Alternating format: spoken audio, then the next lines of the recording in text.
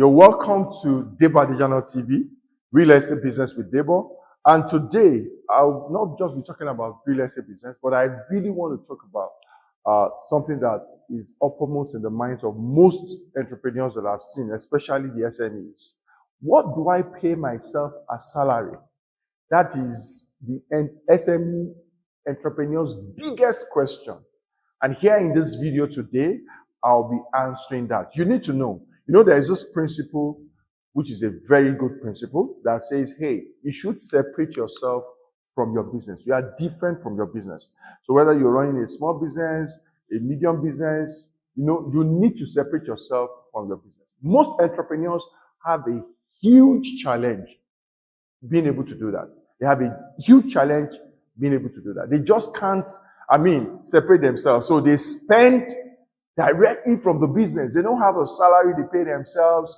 They just, whatever their needs are, the business has to take care of it. And a lot of times, entrepreneurs have run their business aground this way. And for those who have not run their business aground, their business are suffering for it. They are not growing as they should. And they themselves know that, hey, there is a challenge. The way I'm expending money for my business is impairing my business one way or the other. So how do you solve that problem? This video would help you address that totally. Now, before we go on to this, there was a video I did, on how to plan and budget even as someone that earns money regularly. Because a lot of people know about budgeting, but they say, hey, I don't earn fixed income. I earn commission or stuff like that. I'm self-employed. This was where I started getting that feedback that people need this a lot. I'm self-employed, so my money is irregular. Whatever I make is what I. So how do I budget when I don't know how much I would earn? If you have that problem, I already did a video for that. You want to go and watch this video, to have that problem solved. Watch that video, this video right here. Watch that to get that problem solved, and then you can watch this as well once I'm through. Yeah. So, what do I pay myself? How do I know what to pay myself as salary? How do you know? What do I pay myself as salary? That is it. How do you determine that as an SME entrepreneur? This is it.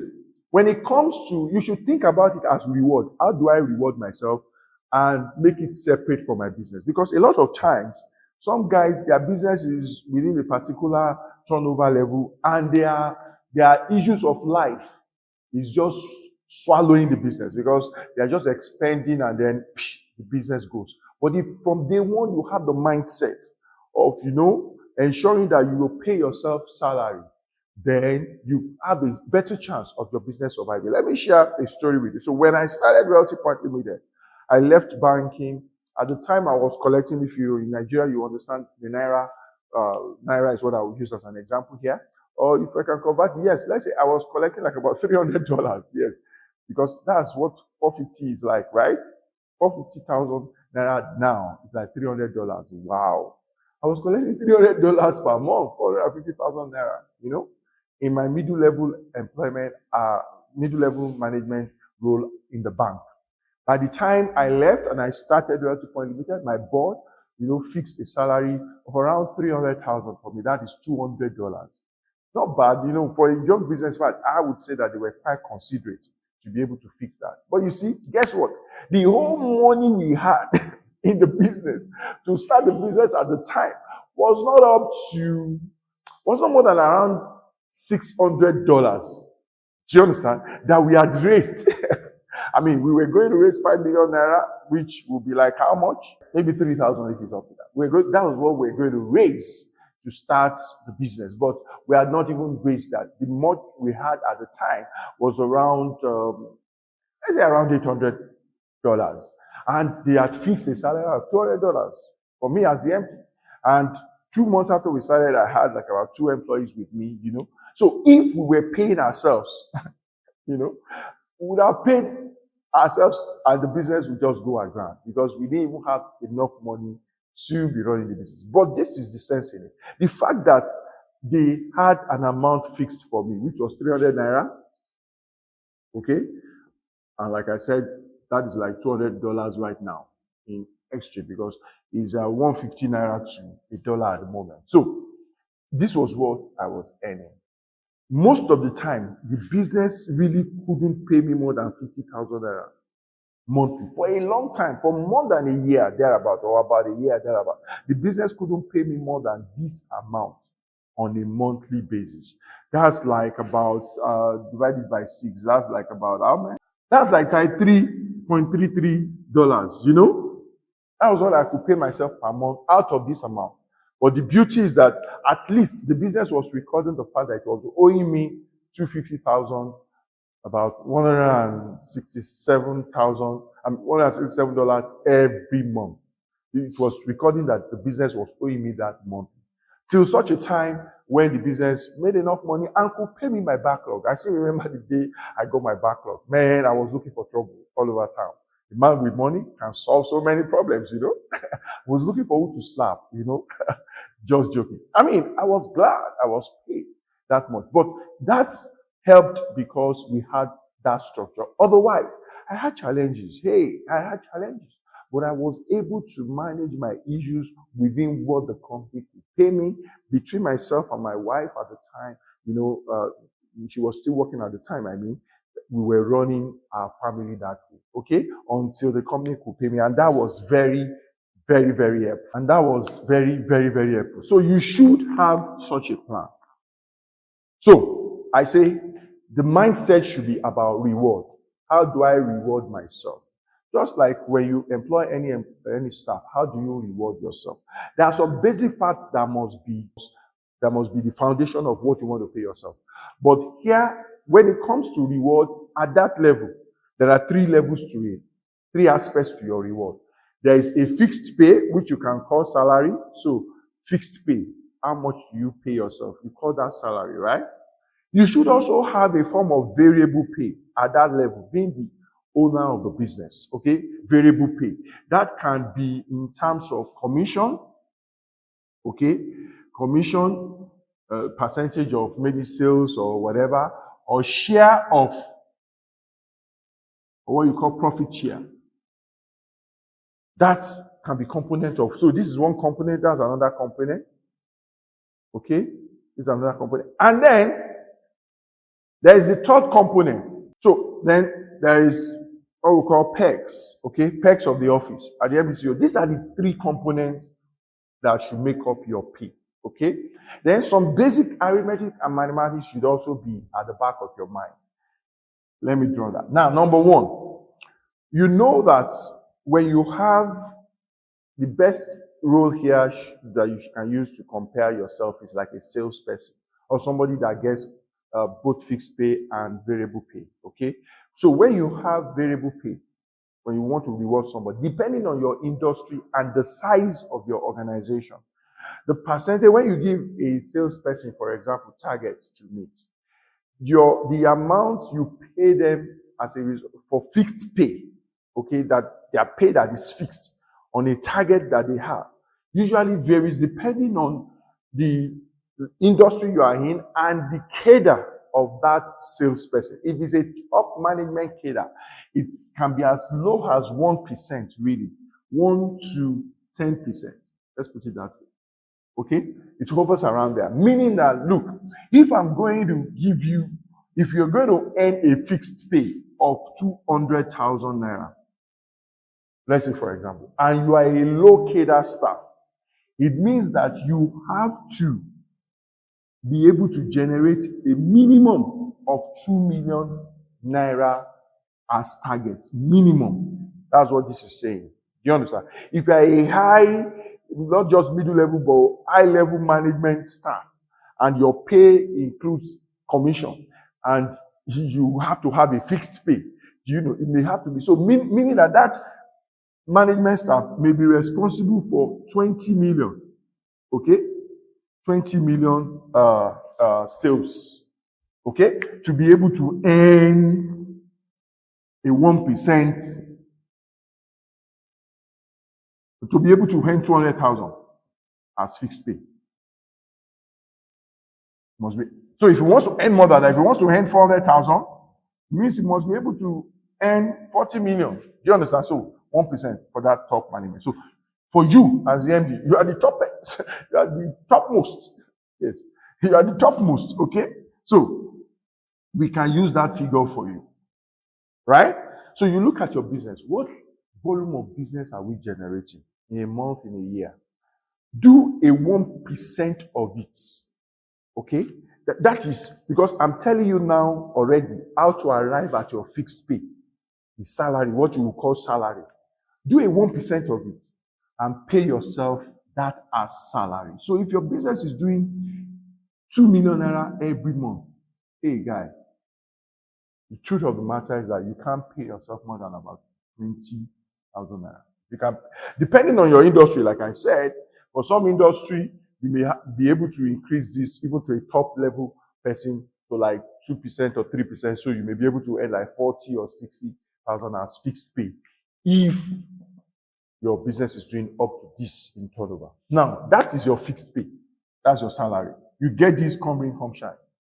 Now, you move on to variable pay. How much do you earn from this kind of turnover, as variable pay? Depending on your industry, commission. So you can have a combination of this in your variable pay. So at the end of the month, you look at the business you guys did and you can pay yourself a commission of from 1 to 5%. Don't forget that this is not your direct, you're paying yourself as the MD, overall head.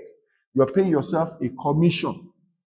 If you brought sales, and you are not the only salesperson, if you brought sales and you pay yourself sales commission, it's different from this, right?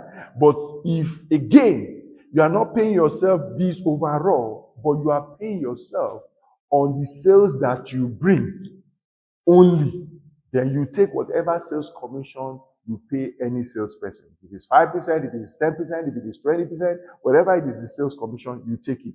That means you are having sales commission.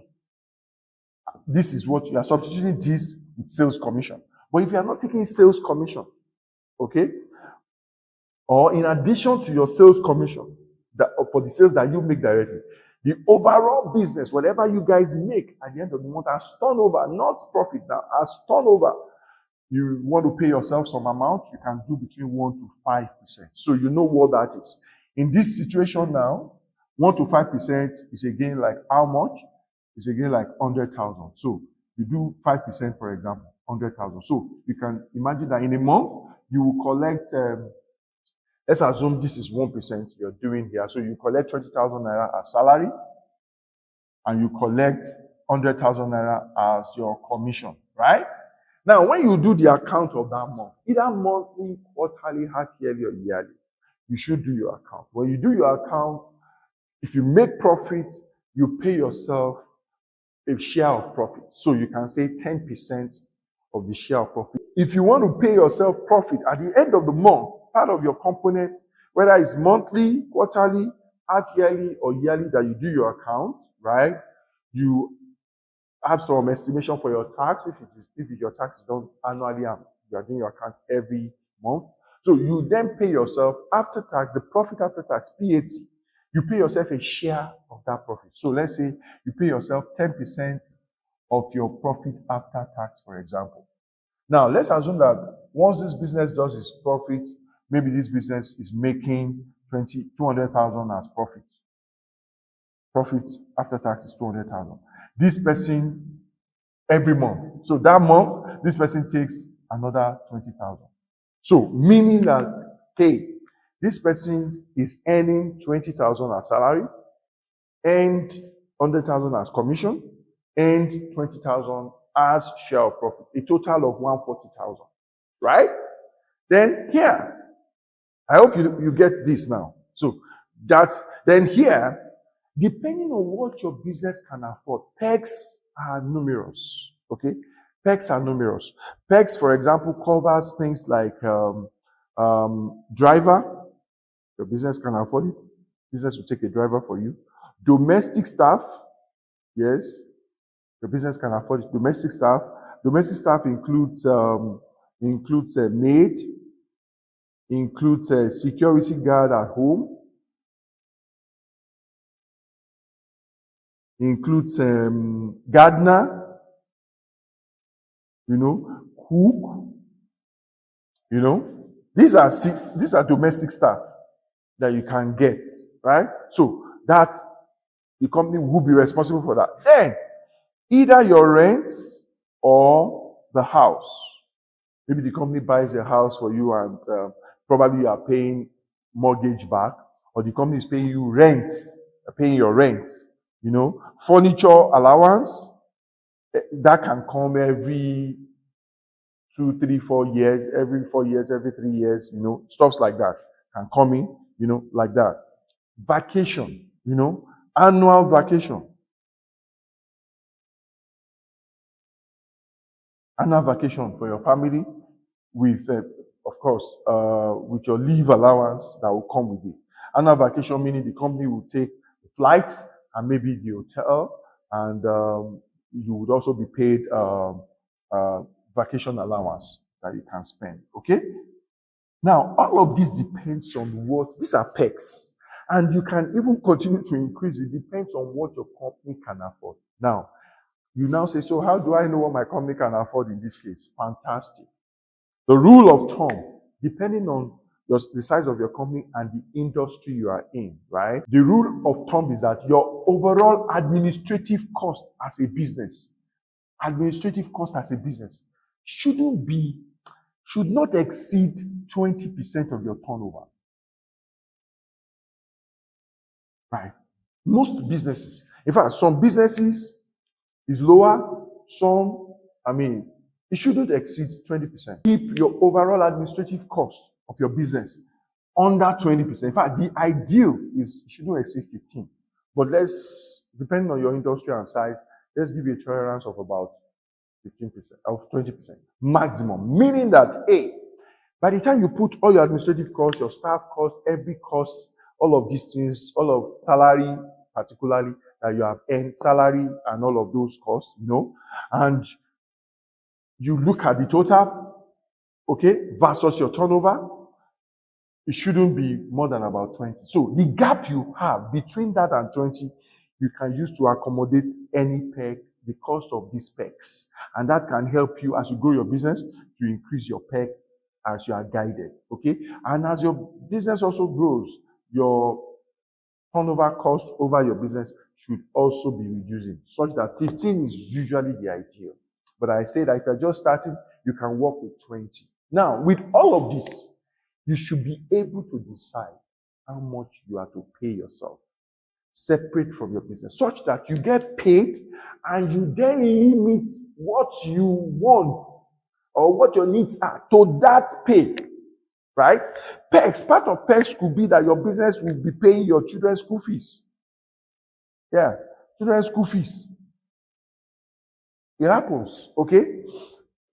Your business will be paying you some training allowance, to enable you take some level of training and all. But you see, all of that, perks, I've told you how to decide that. And you can be growing from then on. If you are this level, haven't taken 140 from your business as a result of salary, as a result of commission and profit share, maybe your business will be able to do more than fueling your car, for example, and managing. When we talk about perks here, fueling your car is part of it.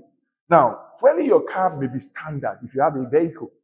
That could be standard because as the owner of the business, you running whatever you're doing with the car usually will rub off of the business. Okay, so fueling the car, maintaining the car maintenance, okay, all of that comes to the business. And most likely, the business is doing well.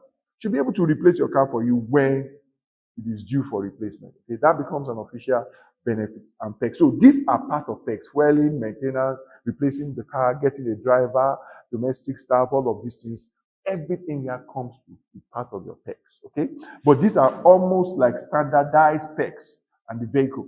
Almost like standardized perks. These three.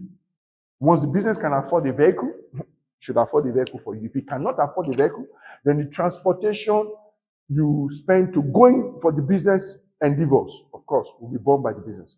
Or you brought your car into the business. It's part of your investment into the business. Fine. Then the fueling and the maintenance of that car can be borne by the business as part of perks for your office. These are the ways that you decide how you pay yourself. Now, do me a favor. I want you to let us know how useful this has been for you.